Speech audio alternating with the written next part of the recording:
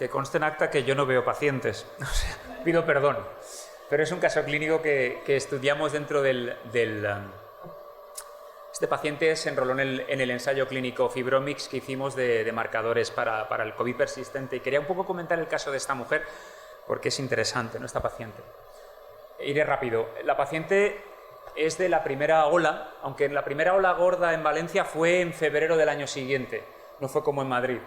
Pero esta mujer, el 24 de marzo de 2020, acudió a urgencias médicas por fiebre elevada de hasta 39 grados, no cede con paracetamol, astenia marcada, tos no productiva, más disnea y un dolor torácico en hemitórax izquierdo de características pleuríticas, ¿no? En cuanto a antecedentes, la mujer no es hipertensa, tiene una dislipemia bien controlada con atorvastatina, no fuma, no tiene antecedentes pleuropulmonares de interés, tiene una tiroiditis autoinmune, pero nada, no requiere tratamiento, un tumor mamario benigno y un linfoma folicular cutáneo que en el estudio de extensión fue negativo y tuvo una exégesis en 2015. Nada que nos hiciera sospechar nada, pero obviamente la exploración física, la mujer viene con una saturación de un 89%, temperatura a aire ambiente, que sube a un 92 con oxígeno, tiene un buen estado general, la auscultación cardíaca, tanto pulmonar como cardíaca, pues no encuentra nada relevante. Y bueno, y en cuanto a los miembros inferiores no presenta edemas. La exploración analítica es la típica exploración analítica del COVID, ¿vale?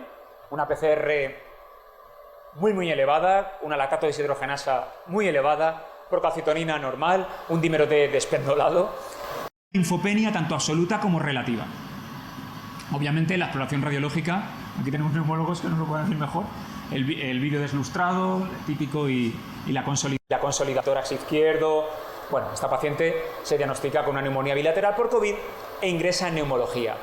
En neumología el tratamiento que recibe en aquel momento, 24 o 25 de marzo, fue interferón con caletra, que si no mal no recuerdo es un antirretroviral, no me acuerdo los nombres, y cloroquina y una antibioterapia con ceftriaxona y acitromicina. La paciente en su estancia en planta al día siguiente empeora.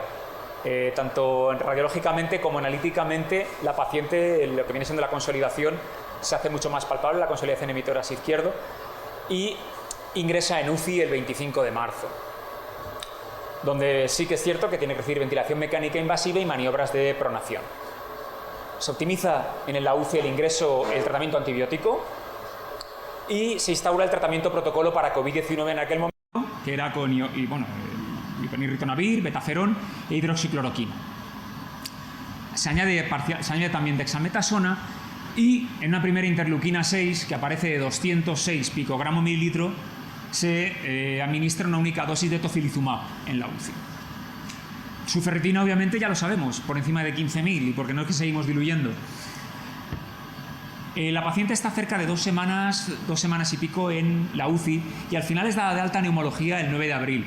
Su evolución es lenta pero favorable en la planta y progresivamente vamos reduciendo las necesidades de oxígeno suplementario que tiene que recibir la paciente. Sus reactantes de fase aguda, todos ellos disminuyen los infiltrados radiológicos y iniciamos una rehabilitación en la cama con pruebas en cama, y se realizan pruebas de progresiva tolerancia a la sedestación. Y encontramos lo siguiente en esta paciente. El problema es que cuando esta paciente se sienta, desatura. Pero puede llegar a desaturar hasta una saturación por debajo del 90. Siempre coincidiendo con la sedestación. Y aparte se acompaña con taquicardia, taquipnea, cianosis e intensa disnea. Curiosamente, los cuadros se resolvían completamente al adoptar de nuevo el decúbito. Aquí creo que tengo la foto. La paciente, tumbada, tenía en el pulsi, pues como veis, una saturación del 98, pero al estar sentada bajaba 5 puntos. Y con una taquicardia, ¿de acuerdo? Que se resolvían cuando se volvía a tumbar. Lo interesante, al menos de este caso, lo comento un poco, aunque luego era un poco interesante, es que, bueno, en un principio, cuando los compañeros neumólogos estuvieron en la desaturación, el primer episodio se acompañó de un cuadro sincopal bastante florido, por lo que nos cuenta el neumólogo. Incluso se quiso descartar que fuera un episodio cardíaco agudo, se le hizo un ecocardio, que, vamos, hay un bloqueo de rama derecha, pero ya conocido. Los marcadores, tanto de insuficiencia cardíaca como la troponina, fueron completamente normales y en un angiotac fue negativo para TEP y TVP. Por tanto, los compañeros neumólogos, que son mucho más listos que nosotros, dijeron: puede ser un síndrome de platipnea ortodexia. ¿Y esto cómo se come? ¿Y qué es esto? Diremos, aquí yo no lo conocía, supongo que Joan sí que lo conoce, pero nosotros no lo conocíamos en aquel momento. Y es una caída, se describe como una caída en la saturación al 5%, o más de un 5%, cuando se mide con los pulsis normales, al sentarse, que desaparece en decúbito supino. Normalmente puede tener varias causas esta platipnea ortodexia. Causas intracardíacas, propias de la paciente a nivel cardíaco, pulmonares o heterogéneas. Las causas intracardíacas se descartaron con un ecocardio en esta paciente. ¿A qué se debe este síndrome? Realmente aquí lo que se produce es un efecto shunt. Hay un incremento de flujo en las bases pulmonares al estar sentado y hay una pérdida de flujo sanguíneo en las bases apicales del pulmón. Por lo tanto, hay un incremento de las diferencias a nivel de ventilación-perfusión, que es lo que provoca al final esta desaturación súbita. Normalmente este efecto de este síndrome de platipnea ortodexia se había descrito en entidades como el enfisema, en consolidaciones del parénquima basal o en el síndrome de distrés respiratorio. Y alguna vez, corrígeme Joan si me equivoco, siempre se había asociado a pseudomonas, a infecciones por pseudomonas. Por lo tanto, recordemos que estamos en las primeras semanas del COVID, era algo que nadie había descrito a este nivel. ¿Qué hace aquí este síndrome en el COVID-19? ¿Por qué? Pues entendimos al final porque, vamos a ver, el virus tiene un tropismo por el endotelio vascular. Ya lo hemos demostrado antes, y un poco la cascada de factores procoagulantes que lleva a cabo, los microcoágulos que forma, etc, etc. Esta activación endotelial del virus puede producir una vasodilatación. De hecho, está mediada por interleuquina 6 e interleuquina 1, que son importantes factores vasodilatadores.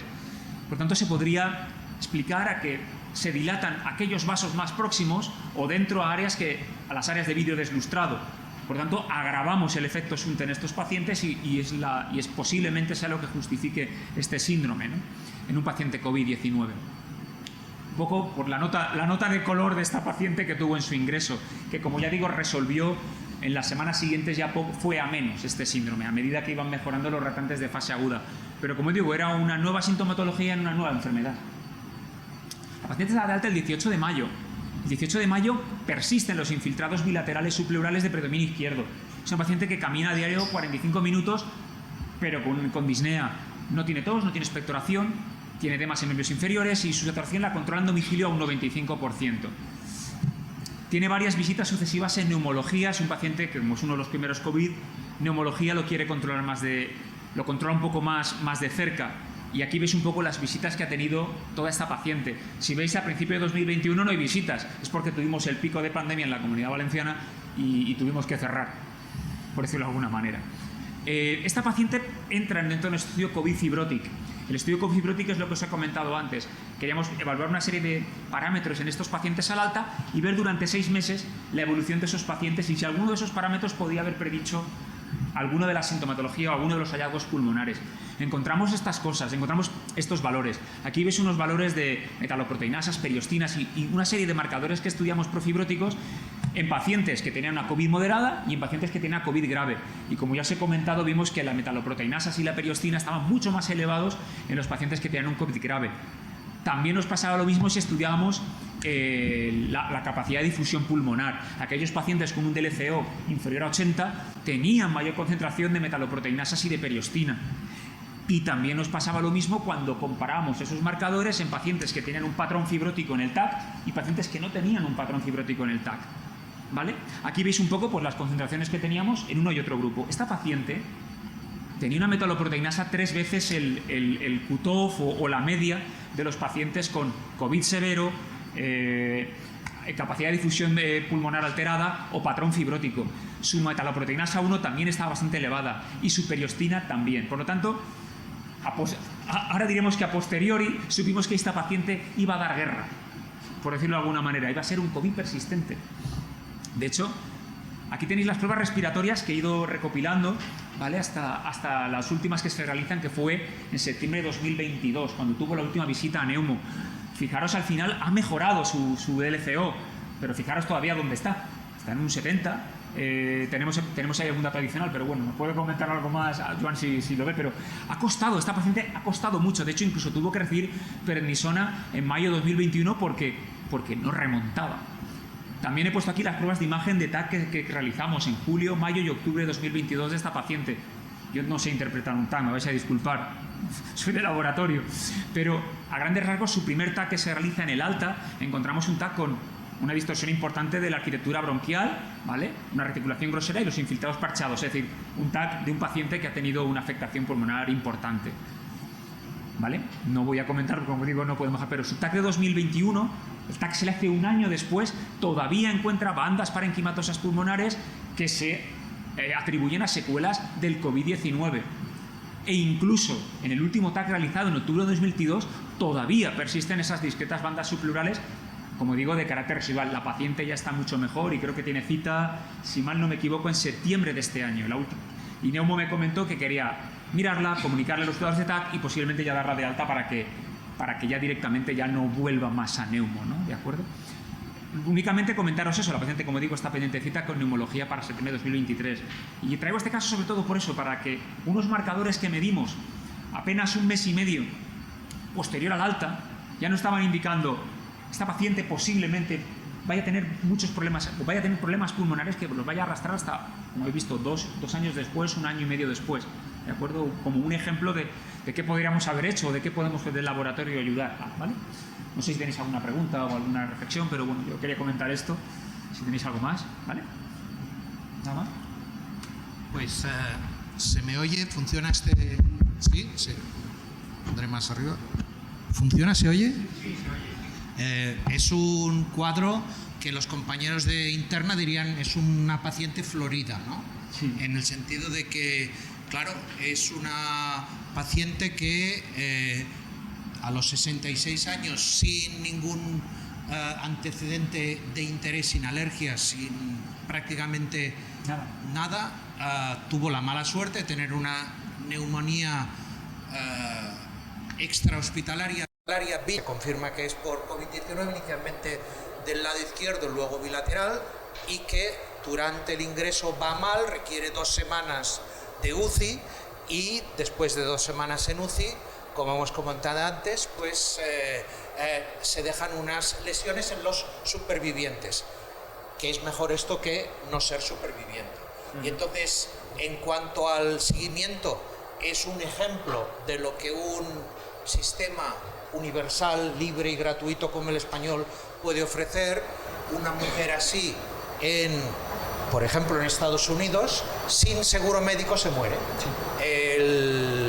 La ventilación mecánica invasiva que se le puso en el hospital clínico le salvó la vida.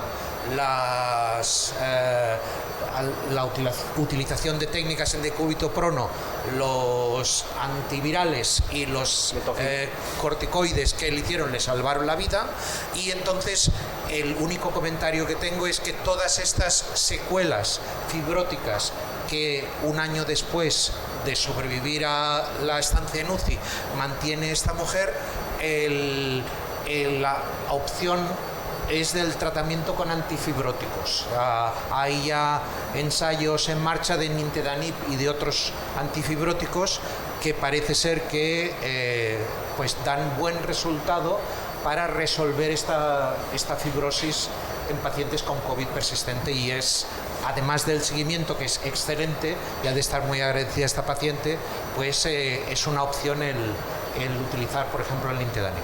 No llevaba tratamiento antifibrótico para documentar. Creo que me llevaba una pregunta. Sigo. Bueno, no sé si hay preguntas.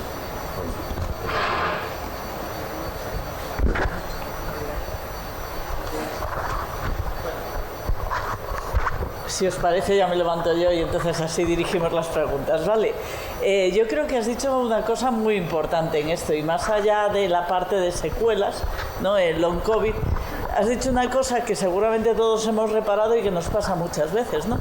Los protocolos tratan a pacientes, incluyen a pacientes que tienen un perfil determinado. Pero tú has dicho, si no me recuerdo más o menos textualmente, ya sabíamos que este paciente se nos iba a complicar. ¿Vale? Entiendo que no cumplía requisitos de los perfiles de los protocolos, pero todos sabemos que hay un tipo de pacientes que se nos van a complicar y que incluso tienen una fase aguda que no requiere ingreso hospitalario, pero que algo va raro, ¿no? Y en los estudios por ejemplo, la primera base de datos nuestra de 1834 pacientes, una cosa que se repetía y no era solamente en jóvenes, era el asma, ¿no?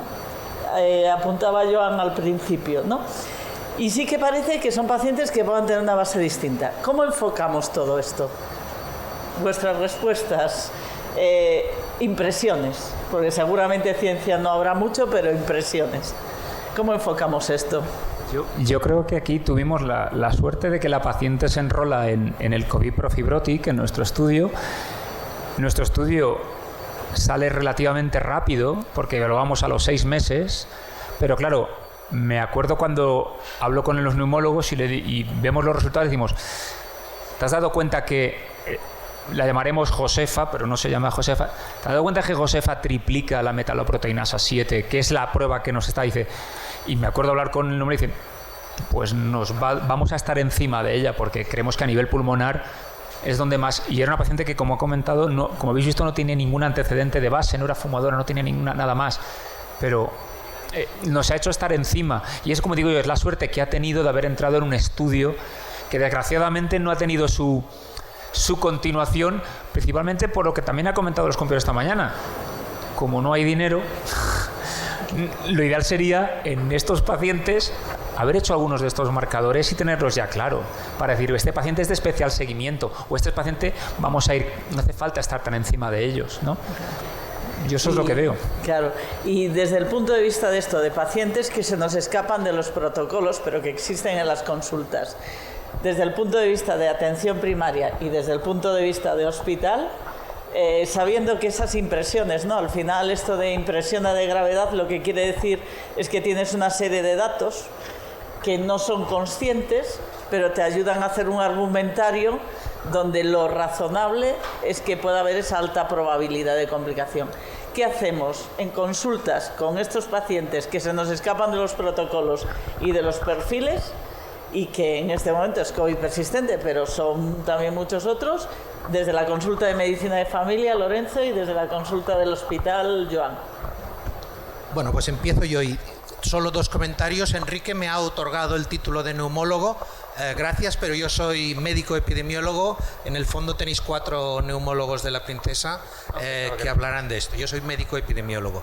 Pero como decía Pilar, la COVID aguda en enfermos respiratorios es algo que al principio hubo muy mala comunicación.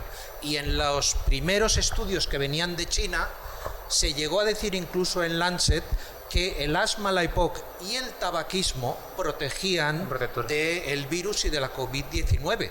E incluso hubo neumólogos que publican en estos sitios que interpretaron mal unas tablas y unos datos que venían de China, que como que en los primeros artículos que venían de Wuhan, en los interrogatorios, todos los pacientes estaban con ventilación mecánica y no podían responder que habían sido diagnosticados de asma EPOC o que eran fumadores, pues el porcentaje de positivos a enfermedad respiratoria o tabaquismo era muy bajo, menor que la población general, y se llegó a decir en muchos medios de comunicación que fumar protege y tener EPOC y asma te protege de la COVID-19. Y se tardaron meses o un par de años incluso en que los enfermos respiratorios, por ejemplo, se taparan, usaran el cubrebocas y las mascarillas, porque incluso algunas asociaciones de pacientes decían esto.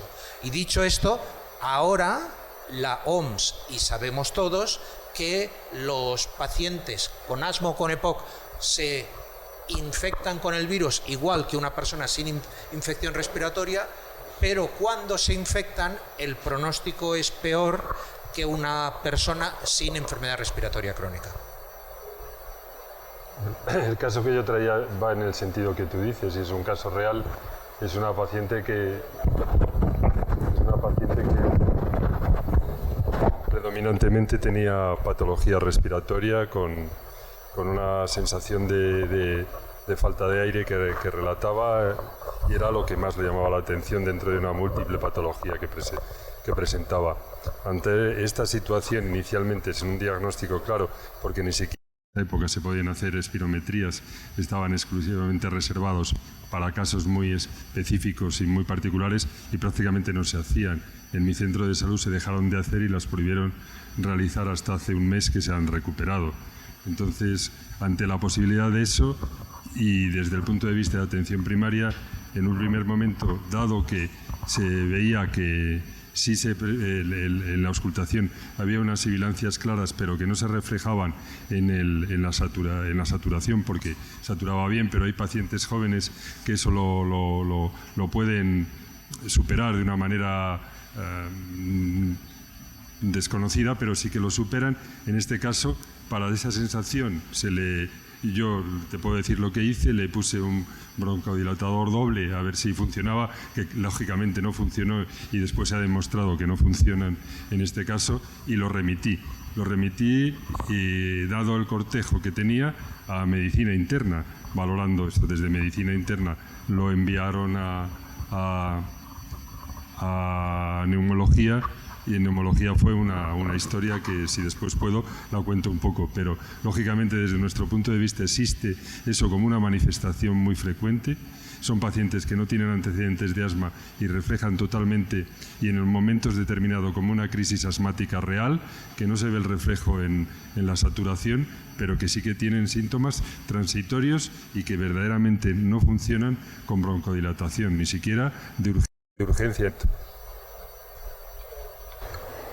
No sé, el caso que lo tienes en papel o... Lo tengo en papel, porque pues era muy complicado y como son datos reales, imaginaos que toda su historia es una historia de 20 páginas, pero bueno, voy a resumirlo pues de lo que puedo. Sí. Es una auxiliar de clínica que en abril del 2020 tiene COVID y a partir del mes de mayo empieza a tener una sintomatología concreta y específica de la que está cansancio, cefalea intensa, pérdida de audición, problemas de memoria, concentración.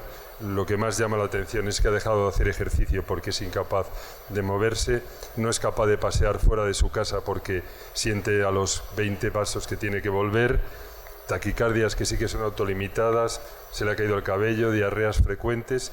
Estamos hablando de cuando ocurre, empieza a consultar, que son unos meses después. Insomnio, reflujo, sofocos, en una persona que tiene 36 años en ese momento. Soltera, no había tenido ningún desarreglo menstrual, pero tiene unos sofocos pensando en que pudiera ser una menopausia precoz, que tampoco tenía antecedentes. Y sí refleja mucha ansiedad. Lógicamente, es una paciente que trabaja en el servicio sanitario y está de baja porque no se ve capaz. Os explicaba como era lo más llamativo, y por intentar empezar a estudiar, además de las analíticas dentro de lo que podíamos solicitar en atención primaria, que eran todos normales, se le remite a medicina interna por el complejo sintomático. Medicina interna no hace más que una analítica, un estudio completo donde no hay daños orgánicos, ni en la radiografía, que es la única prueba que le solicitan, ni en la analítica tiene una CK elevada, la ferritina en el límite, pero no hay factores inflamatorios que puedan ser llamativos, por lo que acaba remitiendo en esto. Nosotros ya en ese momento hacemos una remisión como COVID persistente con el temor que era decir esa palabra en 2020 porque nos podían llamar de todo. Estamos hablando de septiembre del 2020 y cuando todo esto. Pero sí quería leer textualmente lo que ocurre cuando llega a neumología. Dice, auxiliar de enfermería, lo primero, diagnosticada de trastorno ansioso-depresivo. Dice, sufrió infección por COVID-19 y se queja, entre comillas, de palpitaciones incluso en reposo. Tiene 42 años y consulta por, otra vez comilla, COVID persistente. Neumólogo, pido PRF, pruebas de función respiratoria completas, entre paréntesis, que intuyo serán normales. Esto es la percepción. ¿Lo ve un segundo el neumólogo? Si te parece, sí. Esperamos un momento. Yo creo que tenemos ahí para reflexionar, ¿no? Supongo que esto es algo conocido para todos los que estamos en las consultas, ¿no? Hemos visto más de uno y para los pacientes ya no digamos, ¿no? ¿Quiénes de los de aquí, para que hagamos una idea, quiénes trabajáis en atención primaria? Vale, ¿y quiénes trabajáis en el hospital? ¿Los 4 de abajo? Vale, bien. Vamos a poner un supuesto. Nieves, que estás delante, además como te conozco ya te ha tocado. Estos casos los has recibido. Decía antes Joan la importancia de la comunicación, ¿no? ¿Qué hacemos? ¿Qué hacemos?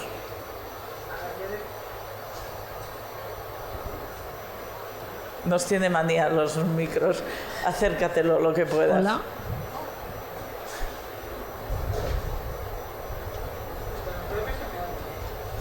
Es por la grabación, ¿sabes?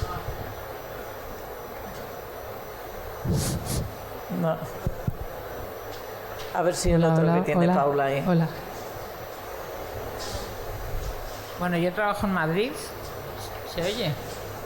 Yo trabajo en Madrid en el área 1 y depende del Marañón. En el Marañón inicialmente crearon los internistas una unidad de long COVID que no ha funcionado y el volumen de pacientes afectados era tal que creo que no va a funcionar, porque la realidad es que no se podía derivar todo ese pool de pacientes. Entonces, ¿quiénes están llevándolo actualmente? La unidad de neumología lleva a los que tienen afectación, digamos, pulmonar. A los neurólogos hemos derivado muchos pacientes con afectación neurológica, falta de concentración, pérdida de memoria. Y los internistas llevan a un grupo que inicialmente se derivó, cuando empezó la primera ola horrible y empezaron las secuelas tan horribles, pero creo que hay un porcentaje muy alto de pacientes que vienen a primaria, que no les podemos dar solución, que ponemos parches y que pues están ahí. Que están ahí y no... Pero, ¿qué le hacemos? Nos viene a la consulta, nos cuenta que le ha dicho esto más o menos mitigado, porque es más fácil escribirlo que contarlo a alguien, y entonces, pero nosotros lo leemos en su historia clínica. ¿Qué hacemos? Algo tendremos que hacer, algo sí que podremos hacer, ¿no? Pues por lo menos la comunicación que hablabais sí, antes, empatizas, ¿no? Con el paciente, intentas transmitirle que hay pacientes que van mejorando con el tiempo, pero ya te digo, yo creo que la angustia del paciente es mucha porque él se encuentra mal, y hay gente que le ha costado reiniciar la actividad laboral, y desde el punto de vista nuestro, sí, tienes mucha empatía, tienes mucha comunicación, pero estás sobresaturado y son pacientes que demandan mucha atención. Ahí era donde quería yo decir, ¿no? O sea, esto no se trata tampoco de echar balones fuera, de que alguien dice lo que no debería decir, sino que a lo mejor nosotros también podemos hacer más o intentar enfocar de otra manera, ¿no? Creo que por lo menos ahí está claro que tendríamos que hacer un enfoque de comunicación claro, ¿no? Decía la frase que decía Joan, ¿no? Al principio, la primera que nos ponías del resumen aquel, yo creo que sería el momento. Sí, el informe yo creo que es correcto, en el sentido de que, claro, durante la primera ola en Galicia, en Valencia y en cualquier sitio, las pruebas de función respiratorio estaban muy restringidas porque los protocolos de limpieza de los aparatos hacía que incluso en pacientes que requerían seguimientos o que estaban en ensayos clínicos de asma y EPOC no se hacían pruebas de función respiratoria. Entonces, quizás podía haber un poco más de tacto en la escritura, pero no me cabe duda de que la atención fue correcta y se le otorgó al paciente lo que necesitaba. Bueno, seguimos y vemos lo que se le dio, ¿sí? Lo que pasó. No se le dio nada porque el segundo neumólogo que le ve después de las pruebas, posiblemente es que el servicio de neumología de Lugo es poco creyente, pero bueno, puede ser que dice ignoro. Yo supongo que, si me perdonas, lo que sobra en el informe son las comillas. Sí. Creo que es lo que le dan el tono al resto del contenido, que seguramente es normal. Pero ¿no? yo lo que quiero transmitir es lo que puede sentir este paciente. El segundo neumólogo que ve después de las pruebas, que lógicamente sí que fueron normales, dice: ignoro por qué se me remite. Es la primera frase. Sigue con la misma sintomatología, nada desde el punto de vista neumológico, alta y seguimiento por su médico de primaria. Eso fue la resolución. Que a lo que tú ibas, en estos casos es muy difícil, porque tampoco podemos ni siquiera cargar ni hacer una crítica. Yo, por supuesto, lo comento aquí pero no hay una crítica al trabajo que puedan haber realizado. Sí que puedo hacerlo por el trabajo de la historia clínica, de los comentarios de este tipo, que dan la sensación de que alguien está predispuesto a una actuación ya de no insistir más en este tipo de pacientes. Y lo que me queda es, si esta paciente sigue con esa sintomatología, sigue quejándose, que no hubiera habido la mínima inquietud de decir vamos a hacer otro tipo de seguimiento o algo más que pueda ayudarle a este paciente. Si se remite otra vez a atención primaria para iniciar otro circuito, que en este caso lo único que podemos decir, bueno, pues sí está todo mal, bueno, sí hacen una recomendación que fue a la unidad de salud laboral para adecuar el puesto de trabajo por la posibilidad de un alta, que eso es todavía más de terror, porque la paciente me pide un informe, yo intenté hacer un informe lo más detallado y escribe la médico de salud laboral, dice, su médico de familia hace un corta y pega y me lo manda en la derivación. Un corta. Dice, no la atenderé hasta que no me diga la evidencia de cada uno de los argumentos que me ha escrito. Literalmente. Entonces, esto para esta mujer ya fue el colmo de los colmos, porque lo que intentaba era trabajar en ese periodo, que estoy hablando de unos meses más, donde había habido una pequeña mejoría, entonces quería buscar un sitio donde quizá con poco esfuerzo pudiera hacer. En fin, yo creo que lo de la historia es anecdótica, sino lo del proceso y lo diferentes que creo que puede ser similar a lo que han pasado muchos de los pacientes, como una historia a veces casi de terror o de luces y sombras, si queremos dulcificar. De todos modos, ¿cómo hacemos? Perdón, solo un momentito, José. ¿Cómo hacemos el seguimiento? Porque está bien, las cosas no van bien, se producen respuestas que a lo mejor no son las más adecuadas, pero intentemos reconducir. ¿Qué hacemos en la consulta? Hacemos el seguimiento, como tú decías, yo soy muy amiga del diario de síntomas, creo que eso nos ayuda y no nos quita tiempo, porque el diario de síntomas es algo que le podemos dar al paciente y el paciente hace su registro y viene a nuestra consulta con esa evolución a través de los días de cómo han ido mejorando o empeorando, cómo fluctúan. Eso es algo que podemos hacer, que no nos lleva tiempo, que creo que está infravalorado. Creo que otra cosa que podemos hacer es lo que tú dijiste, las escalas. O sea, está claro que las escalas, si me permitís, es un poco como lo de los documentales de la 2, ¿no?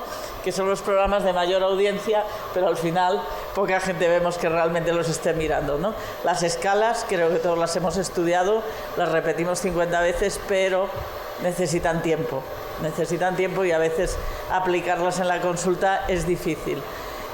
Pero tendremos que optimizar ante un paciente crónico que seleccionamos que nos pueda servir de referencia, ¿no? Quiero decir, más allá de la crítica, ¿qué podemos aportar al paciente? La comprensión de que no sabemos lo que pasa, pero algo se está pasando y vamos a intentar ayudar, el control del diario de síntomas, alguna escala seleccionada que nos permita el tiempo. ¿Qué más podemos? ¿Qué más hacéis los que estáis en consulta con este tipo de pacientes? Por ahí, Arantzazu, ¿qué hacéis? Espera que no te oímos. Hola, buenos días. No sé si se me oye, ¿sí? Sí. Bueno, a ver, nosotros Sí. estamos un poco también con la impotencia de Lorenzo. Sí que es verdad que tenemos grupos en los hospitales de referencia, pero lo que acabamos de hablar, el COVID persistente, primero uno tiene que saber que existe y creérselo y después demostrarlo, ¿vale? Pero así con todas las enfermedades. Yo tengo siempre me acuerdo de un paciente con esclerosis múltiple que hasta que no comprobamos todas sus patologías y se demostró toda su lesión neuronal, dijo, ya me creéis, ¿no? Porque le estaba contando sus parestesias y sus pérdidas sensitivas.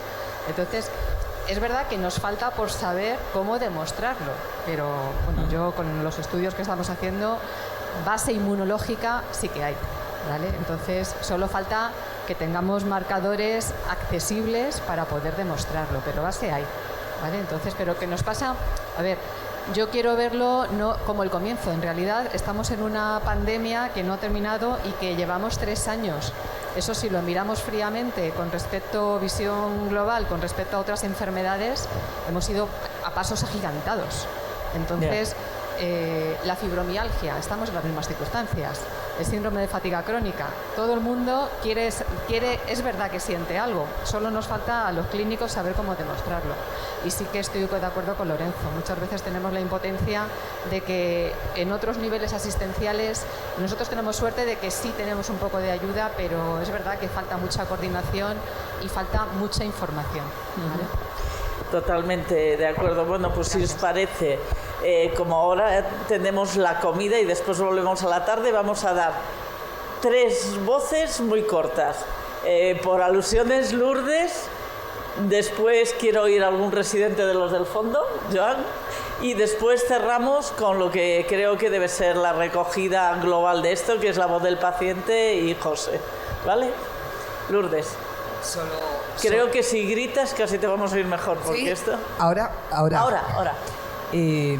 Parezco Lorenzo, que no me va. Solo una cosa, yo creo que es fundamental. El médico de atención primaria es el protagonista del COVID persistente y no necesita de tantos especialistas.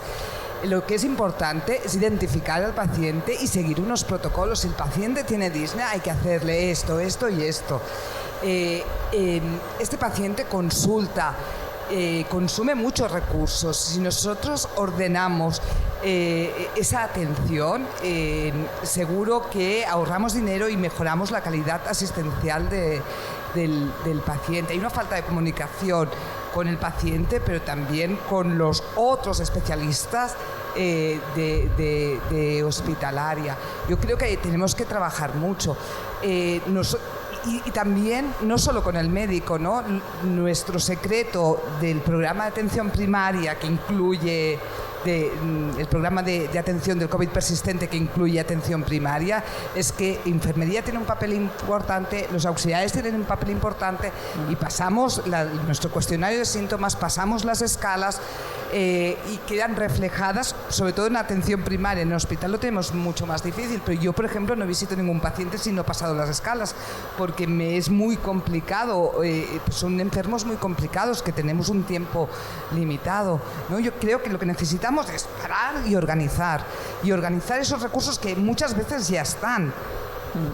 Y ya está. Totalmente de acuerdo. Solamente recordaros, mientras deciden quién de atrás, o todos, o quién interviene, solo recordaros que en la APP que hemos desarrollado para el seguimiento de estos pacientes están varias escalas y van a estar más que facilitan el cumplimiento. O sea, que no tienes que coger papel, lápiz y empezar a apuntar, sino clic, clic, clic, clic, y te da la puntuación y la interpretación. ¿Vale? Por agilizar los tiempos. Los residentes del fondo. A ver, ¿quién? Vale, gracias. Bueno, pues muchas gracias a los 3 por las exposiciones y los casos clínicos. Y nada, o sea, yo creo que como resumen, creo que hace falta eso, alguien que unifique todo. Bien puede ser una consulta de COVID persistente que lleve un internista, un neumólogo, o bien puede ser el médico de atención primaria, que es el que va a comprender los diferentes síntomas que pueden tener, porque no solo son neumológicos, y el que va a poder ir descartando que alguno de esos síntomas realmente sea por una patología concomitante, digamos que tenga un tratamiento claro farmacológico, o que esos síntomas sean de COVID persistente, a los cuales creo que, ya que tenemos poca cosa para tratar, sobre todo hay que darles seguimiento y comprensión.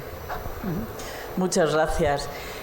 Yo solamente una cosa a eso, y porque 33 años de trabajo también me permiten, creo que, aconsejar algo, ¿no?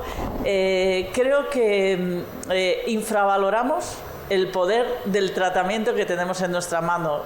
Todos hablamos del acompañamiento en cuidados paliativos. El acompañamiento es en todas las patologías, eso está en nuestras manos. Es verdad que necesita tiempo, pero con poco tiempo también se puede hacer algo y es mejor que nada. José, tu intervención y tú nos cierras esta jornada de mañana. Muchas gracias. Muy breve, porque ya se ha dicho bastante. Y gracias por hacerme esperar, porque así lo he podido apuntar. Se me iba de la cabeza. Gracias, Lorenzo, pero no es una anécdota. Es algo muy habitual y que está ocurriendo de manera habitual en tanto atención primaria como en los hospitales. Lo de entrecomillar los comentarios e inducir a... Eso me ha pasado a mí, pero nos ha pasado a muchos de los enfermos de COVID persistente. Cuando llegas, como a mí me derivaron a neurología la primera vez, estaba entrecomillado el comentario y me vieron y me mandaron a casa. Yo no tenía nada. Yo llevaba ya muchos meses, cerca de 9 meses con los síntomas. Entonces no es una anécdota, eso se repite mucho, pero en todos los ámbitos. Y solo comentar que somos culpables.